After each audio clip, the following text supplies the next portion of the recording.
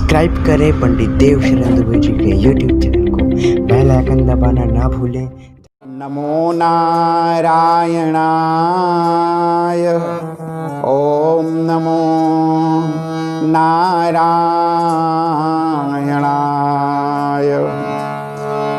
सच्चिदानंद रूपाय विश्वोत्पत्त्यादि Hathaway तापत्रय विनाशाय श्री कृष्णाय वयं नुमः। श्री कृष्णाय वयं नुमः। श्री कृष्णाय वयं नुमः। श्री गिरिजापति गिरिजा गणेश शेष शारद शुक व्यास वाल्मीकि पद पंकज नित ध्याऊं मैं। द्वादश भागवताचार्य चतुर्संप्रदायाचार्य श्री शंकर आचार्य को सपरिकर मनाऊं मैं। तुलसी कबीर सुरनाभा प्रियादास मीरा श्री नानक चैतन्य जो को अनुगत रहा हूँ मैं। दीजय बर सब मिल मोहि मन क्रम बच चलत जनित परिकर सहस हरि हर यस भर भर ही गाऊं मैं। आइए हनुमंत विराजिए कथा कहूँ मति अनुसार प्रेम सहित आसन धरूं। आइए पवन कुमार विराजिए पवन कुमार। बुद्धिहीन तनु जानिके सुमिरो पवन कुमार। बल बुद्धि विद्या देहु मोहि हरहु कलेश विकार। गुरुजी मोहि न विसारियो चाहे लाख लोग मिल जाए।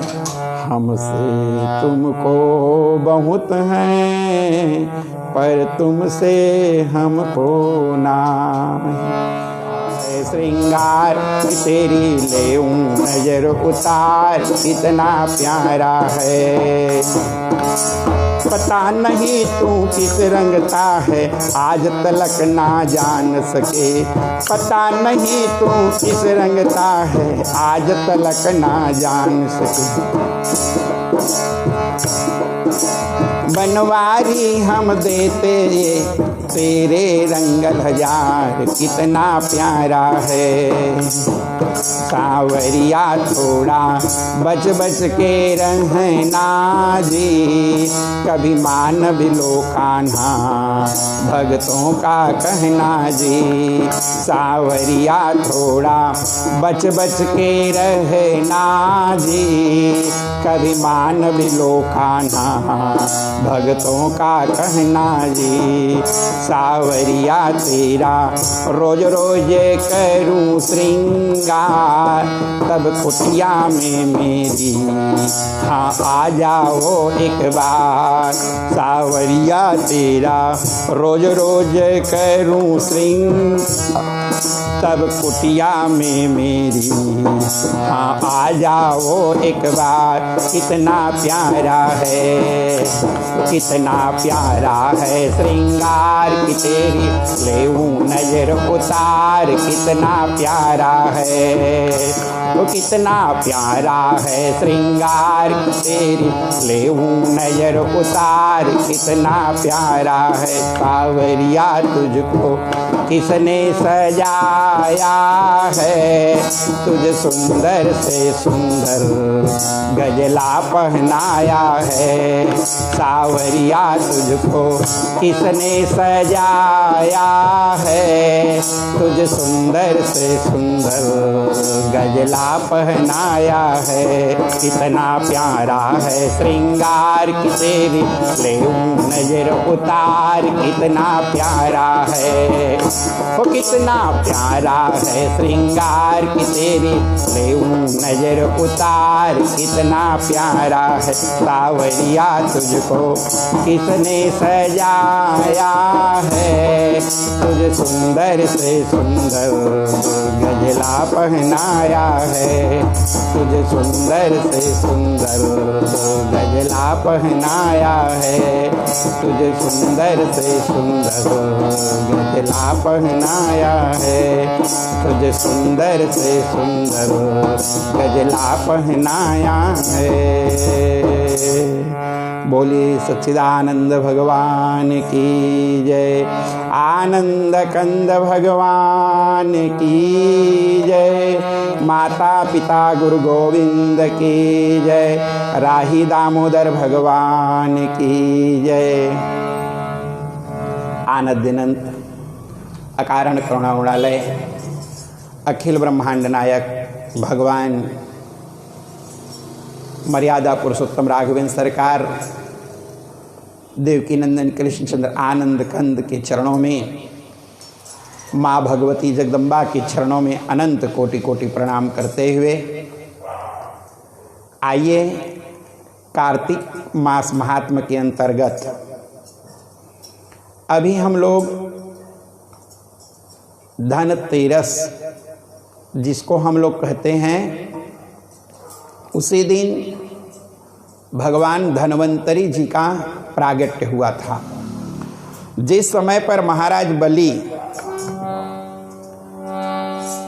जब अपने राज शासन को प्राप्त किए देवताओं के द्वारा छीन करके, तो उस समय पर जब देवराज इंद्र राजसभा में बैठे हुए थे, तो एक दिन अपने ऐरावत हाथी पर चढ़ करके भ्रमण करते करते जा रहे थे। उधर से दुर्वासा जी मन में सोचे कि मैं माँ भगवती का बड़ा सुंदर स्थान दिख रहा है, मैं क्यों न भगवती की आराधना कर लूँ। और माँ भगवती की आराधना के लिए उन्होंने वहीं पर बैठ करके जय देवी जय देवी जय मोहिनी रूपे, जय देवी जय देवी जय मोहिनी रूपे, मामी जननी समुद्र पतितं भवकूपे, मामी जननी समुद्र पतितं भवकूपे, जय देवी जय मोहिनी रूपे, जय देवी जय मोहिनी रूपे, जय देवी जय मोहिनी रूपे, शरणागत दीनार्थ परित्राण परायणे, सर्वस्यार्ति हरे देवी नारायणी नमोस्तुते। माँ भगवती प्रसन्न होकर के बोली, बरम ब्रूहि बर मांग ले दुर्वासा। दुर्वासा ने कहा, माँ हमारा जीवन तो यूं ही प्रकार से हमारा जीवन गुजरता है माँ, भीख मांग कर नित खाते हैं, चितड़े भी पा जाते हैं, और जोड़ जान कर जिन्हें ओढ़िए अपना समय बिताते हैं, जोड़ जान कर जिन्हें ओढ़िए अपना समय बिताते हैं। कहाँ रात में सोना होगा इसका नहीं ठिकाना है, गर्मी में जाड़े में इनको यूं ही चक्कर खाना है, गर्मी में जाड़े में इनको यूं ही चक्कर खाना, गर्मी में जाड़े में इनको यूं ही चक्कर खाना है। माँ हम तो भीख मांग कर नित खाते हैं, चिथड़े भी पा जाते हैं, जोड़ जान कर जिन्हें उड़े अपना समय बिताते हैं। अपना तो समय गुजर जाता है। माँ भगवती ने कहा मैं तुम्हारी तपस्या से बहुत प्रसन्न हूँ, जाओ दुर्वासा, इस माला जो मैं तुम्हें दे रही हूँ, इस माला को तुम धारण कर लो, तुम्हारे घर में अक्षय लक्ष्मी का भंडार निरंतर भरा रहेगा। इस आशीर्वाद को दुर्वासा जी, माँ भगवती जगदम्बा उस दुर्वासा के गले में डाल दिए। दुर्वासा जी सोचने लगे इस माला का उपयोग हम साधु संत आदमी इस अक्षय लक्ष्मी के माया मोह के चक्कर में क्यों पड़ेंगे। जैसे ही पूजन करके लौट के आ रहे थे, साधना के लिए बैठे, फिर भगवती के पूजन के लिए जाने वाले थे, तो उसी समय रास्ते में मार्ग में मिल गया देवराज इंद्र। जैसे ही देवराज इंद्र ने महाराज दुर्वासा को देखा, अपने ऐरावत हाथी से उतर करके साष्टांग प्रणाम किया। दुर्वासा जी बहुत प्रसन्न होकर के आशीर्वाद दिए, जा राजन, तुम्हारे घर में अक्षय लक्ष्मी का भंडार भर जाए। और उस माला को ले जा करके गले में इंद्र के डाल दिए। दुर्वासा जी तो पुनः ध्यान में बैठ गए। इधर जाकर के देखी सची, बोले महाराज ये कब का माला है पहना हुआ, पता नहीं। तो बोले तुम्हारा मन नहीं आ रहा है क्या, ले जा करके हाथी के गले में डाल दिए। हाथी के गले में जैसे ही वो माला पड़ा, मानो 440 वोल्ट के करंट के झटका लगा और वो हाथी अपने सूंड से नीचे गिरा करके अपने पैर में और सूंड में पकड़ करके उस माला को कुचल दिया। ये बहुत बड़ी अपमान है। जिस प्रसाद से संसार की विषाद अपने आप मिट जाती है, उसी प्रसाद से जीवन में विषाद की भी प्राप्ति हो जाती है। अगर हम सम्मान नहीं कर सकते तो उसका अपमान करने का भी अधिकार हमें नहीं है। चाहे वो प्रसाद, चाहे कुछ भी हो, चाहे कलावती के जीवन में प्रसाद का अपमान हो, चाहे तुंगध्वज राजा के द्वारा प्रसाद का अपमान हो, चाहे देवराज इंद्र के द्वारा प्रसाद का अपमान हो। जिस प्रसाद का जिन लोगों ने अपमान किया है, उसको दुख, उसकी सजा उसको भोगनी पड़ी। देवराज इंद्र जैसे जिस माला को माँ भगवती की कृपा प्राप्त हुई थी, जिस माला से, उस माला के अपमान करने के कारण दुर्वासा जी ने देखा, अरे मूर्ख, ये साधारण माला नहीं था, तो माँ भगवती का दिया हुआ महाप्रसाद था और तुमने इस महाप्रसाद का अपमान किया। जा, तुझे श्राप देता हूँ कि तू लक्ष्मी विहीन हो जा। और जब वहाँ से देवराज इंद्र जब अपने इंद्रासन में आकर के देखे, तो जितना भी 14 रत्न था, लक्ष्मी पारिजातक सुरा, धनवंतरि चंद्रमा, अवगावह काम दुधा सुरे, स्वर्गजो रंभादि देवांगना, अश्व सप्तमुखा हरे धनु, शंखो विषम चांबुधे, रत्नानिर्चतुर्दशः कुर्वन्तु मंगलम। ये 14 प्रकार का जो रत्न था, सब पैर बना बना करके समुद्र के अंदर में जाके कूद गए। अब तो बलि, महाराज देवराज इंद्र के पास में कुछ भी नहीं था। उसी समय बलि 100 इस यज्ञ को पूर्ण कर चुके थे। जब इन्होंने 100 अश्वमेध यज्ञ पूर्ण कर दिया था, जा करके देवराज इंद्र के यहाँ इन्होंने चढ़ाई किया। और जब देवराज के यहाँ चढ़ाई जब इन्होंने किया, ठीक उसी समय की बात है, महाराज जी बतलाए कि जब इन्होंने चढ़ाई किया तो बलहीन होने के कारण महाराज बलि आरूढ़ हो गए इंद्रासन पर और देवता कंदरा खोरा में जाकर के अपनी प्राण की रक्षा करने लगे। जब अपनी प्राण की रक्षा करने लगे, इधर घर में बलि के पास में भी कुछ नहीं था। यद्यपि राज सिंहासन पर बैठा था, लेकिन न तो उसके पास ऐरावत हाथी था, न तो रंभादिक अप्सराएं थीं, न तो स्वर्ग का कोई सुख था। एक दिन की बात है, भीनी सी आवाज कान में सुनाई दिया, नारायण नारायण श्रीमन नारायण नारायण नारायण नारायण नारायण श्रीमन नारायण नारायण नारायण नारायण नारायण नारायण नारायण नारायण नारायण नारायण नारायण श्रीमन्नारायण नारायण नारायण श्रीमन्नारायण नारायण नारायण श्रीमन्नारायण नारायण नारायण।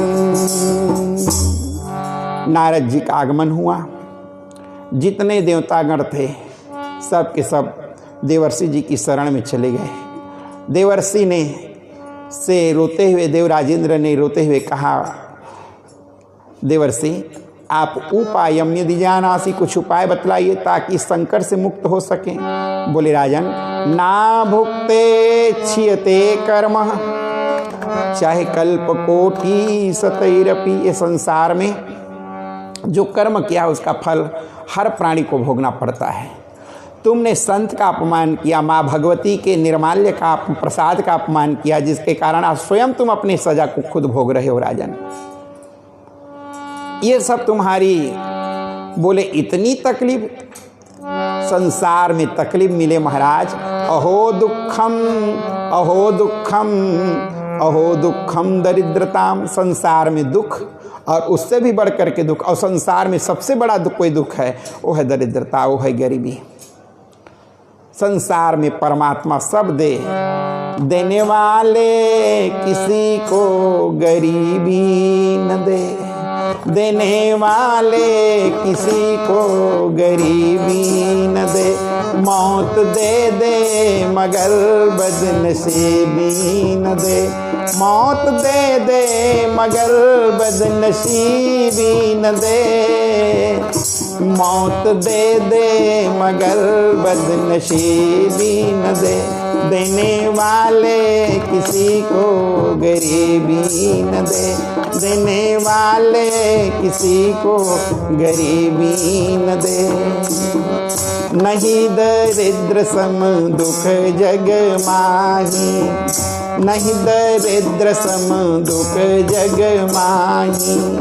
संत मिलन सम सुख जग नाही, संत मिलन सम सुख जग नाही, संत मिलन सम सुख जग नाही, संत मिलन सम सुख जग नाही। देने वाले किसी को गरीबी न दे, देने वाले किसी को गरीबी न दे। मौत दे दे मगर बदनसीबी न दे, मौत दे दे मगर बदनसीबी न दे। मौत दे देना लेकिन बदनसीबी किसी को मत दे, गरीबी किसी को न दे। संसार में नहीं दरिद्र सम दुख जग माही। तुलसीदास जी बोलते हैं कि संसार में अगर सबसे कोई बड़ा दुख है तो है गरीबी, और संत मिलन सम सुख जग नाही। संत के मिलन के बराबर संसार में कोई सुख हो ही नहीं सकता। तो इस प्रकार से जब देवर्षि बाबा से इन्होंने प्रार्थना किया, बाबा ने कहा ये तुम्हारी करनी का फल है राजन। उसी समय बाबा ने कहा चिंता मत करो, मैं कुछ उपाय कर रहा हूँ। बाबा वहाँ से निकल करके आ जाते हैं कहाँ, यहाँ पर जहाँ महाराज बलि इंद्र की सभा में बैठे हुए थे। जैसे ही नारद जी को आते हुए देखा, सब दैत्यगण उठ करके खड़े हो गए। करता हूँ ऋषिराज प्रणाम आपको, ईश्वर बढ़ावे राजन आपकी यश और प्रताप को। नारद जी के लिए बड़ा सुंदर सिंहासन दिया गया। सिंहासन पर नारद जी महाराज विराजमान हुए और विराजमान होकर के बोले, देवराजेंद्र बोले क्या है? देखिए सब चीज़ है आपके पास में, कान है, मुंह है, हाथ है, पैर है, भगवान ने तो सब चीज़ दिया है। लेकिन महाराज जिस प्रकार से केवल शरीर के रहने पर शरीर की सौंदर्यता नहीं होती, शरीर के साथ साथ श्रृंगार भी होना चाहिए। आप देवराज इंद्र के जगह में बैठे तो जरूर हैं, लेकिन देवराज इंद्र के सभा को सुशोभित करने वाली एक भी वस्तु आपके पास नहीं है। तो बलि ने पूछा महाराज ये सब वस्तु कहाँ है? तो बोले सब समुद्र के अंदर में है। तो बोले समुद्र से कैसे निकालें? बोले जब तक कि समुद्र मंथन नहीं करोगे। तो बोले समुद्र का मंथन किससे होगा? तो बोले सुमेरु नाम के पहाड़ को उठा करके ले आओ, मंदराचल पहाड़ को लेकर के आ जाओ। बोले मंदराचल पहाड़ को उठाने के लिए बोले देखो भाई एकता में बल है, एकता में बल होती है। और तुम लोग भी सब के सब दैत्य और देवता दोनों मिल करके अगर समुद्र मंथन करोगे तब कहीं जा करके 14 रत्न की प्राप्ति होगी। तो बोले महाराज दोनों को एकता? बोले हाँ। देखो अभी भले तुम लोग लड़ रहे हो, लेकिन भाई पिता एक और माता दो। अदिति के गर्भ से जितने दैत्य पैदा हुए हैं, अदिति के गर्भ से जितने देवतागण ये पैदा हुए हैं, तो एक पिता के दो संतान हैं और दोनों भाई भाई हुए। तो एकता में बल होती है, तो क्यों ना दैत्य और देवता दोनों के दोनों मिलकर इस कार्य को कर लो। ना तो अकेले देवता इस कार्य को कर सकते और ना तो अकेला दैत्य ही इस कार्य को कर सकते। तो बोले ठीक है। अब वहाँ से उतने बड़े मंदराचल पहाड़ को उठा करके कैसे लाएं? तो सब दैत्य और देवता मिल करके अपने कंधे में उठा करके, और जब मंदराचल पहाड़ को लेकर के आए और लेकर के जब जैसे समुद्र में डालने लगे, तब तुमने बन कमट पृष्ठ पर मंदर शैल उठाया। तब तुमने बन कमट पृष्ठ पर मंदर शैल उठाया। क्षीर सिंधु मत इस वसुधा पर सुधा कलश प्रगटाया। क्षीर सिंधु मत इस वसुधा पर सुधा कलश प्रगटाया। दिखलाते थे सकल भुवन में,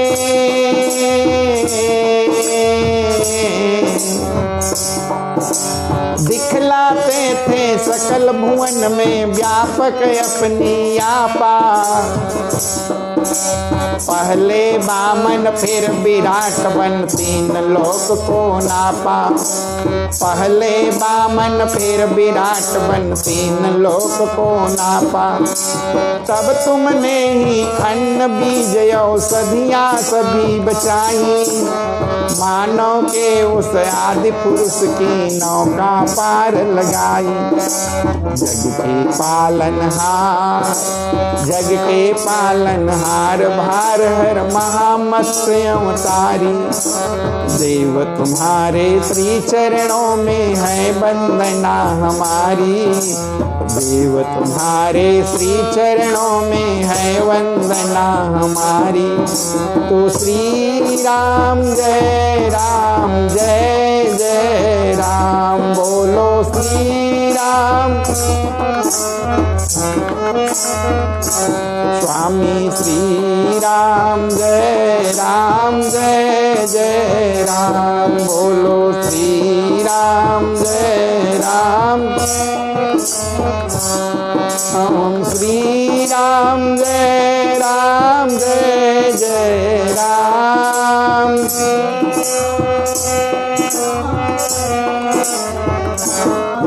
हम श्री राम जय जय राम।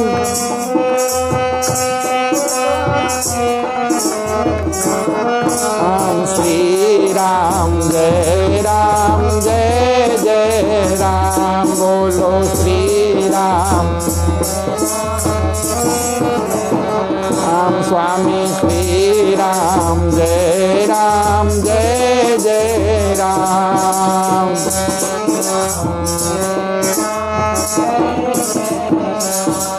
बोलिए राघवेंद्र सरकार की। और इस प्रकार से मंदराचल नाम के पर्वत को ला करके जैसे समुद्र में रखे, समुद्र के अंदर में पूरा पहाड़ डूबने लगा। बचाओ बचाओ बचाओ प्रभु। उसी समय भगवान ने कछुए का रूप धारण किया और कछुए का रूप धारण करके मंदराचल पहाड़ को ऊपर उठा करके, और जब मंथन प्रारंभ किए तो मंथन कर रहे थे अमृत की प्राप्ति के लिए। लेकिन जीवन में अमृत को पीने के पहले जो व्यक्ति जहर को नहीं पचा सकता उसको अमृत पीने का अधिकार प्राप्त नहीं होता। निकाल रहे थे अमृत और निकल गया कालकूट जहर। और जब कालकूट जहर निकला तो जरत सकल सुर वृंद अभिसम गरलत जही पान किया। और जही न भजसी मति मंद को कृपालु शंकर सरिष। जब उस कालकूट जहर से सब देवतागण आहत होने लगे तब मन में सोचने लगे किसके शरण में जाएं और किसकी शरण में जा कर के अपनी व्यथा को सुनाएं, और जिसके शरण में जाकर के इस कालकूट जहर से अपनी रक्षा कर सकें। और उसी समय पर सब देवता मिल करके भगवान शंकर के शरण में चले जाते हैं। और जब भगवान शंकर के शरण में जाकर के सब देवता प्रार्थना करने लग जाते हैं, महादेव ने कहा कि चिंता मत करो, मैं तुम संसार के लोकहित के लिए, और उन्होंने उस जहर को उठा करके अपने गले में धारण किया। कारण क्योंकि अगर अंदर में धारण कर लूँगा तो हर उर सर सरोज पद जेई, अवहो भाग्य मैं देखब तेई। मेरे तो उर में भगवान विराजमान हैं। हर यानी शंकर, उर यानी हृदय, सर यानी तालाब, सरोज यानी कमल। मेरे हृदय रूपी सरोवर में राम भगवान रूपी कमल निरंतर खिलखिलाते रहते हैं। मैं अगर इसको पी जाऊं तो मेरे राम को आहत ना हो जाए, इसलिए उन्होंने अपने कंठ में धारण कर लिया और भगवान का गला नीला पड़ गया। इसीलिए भगवान का नाम बोले नीलकंठ भगवान की। भगवान का नाम एक नाम पड़ा नीलकंठ भगवान।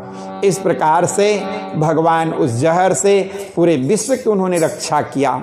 और जब विश्व की रक्षा किए, फिर जब उन्होंने मंथन प्रारंभ किया तो जितने भी गाय 5 प्रकार की गायें प्रागट्य हुई, और उसके बाद में कल्प वृक्ष पैदा हुआ। उसी में अनेकों प्रकार के इसे 14 रत्न। और आज के दिन अर्थात कार्तिक कृष्ण त्रयोदशी तिथि के दिन महाराज धन्वंतरी प्रकट हुए। और जब उन्होंने 12 रूप धनवंतरि लिन्हा, 12 रूप धनवंतरि लिन्हा, अमृत कलश हाथ में लिन्हा, अमृत कलश हाथ में लिन्हा, 12 रूप धनवंतरि लिन्हा, 12 रूप धनवंतरि लिन्हा, अमृत कलश हाथ में लिन्हा, अमृत कलश हाथ में लिन्हा। इन्होंने अमृत कलश को धारण किया हुआ महाराज जब धन्वंतरी जी प्रकट हुए। जब महाराज जी बतलाए कि द्वादशी तिथि को समुद्र मंथन प्रारंभ हुआ, त्रयोदशी तिथि के दिन धन्वंतरी भगवान का प्रागट्य हुआ।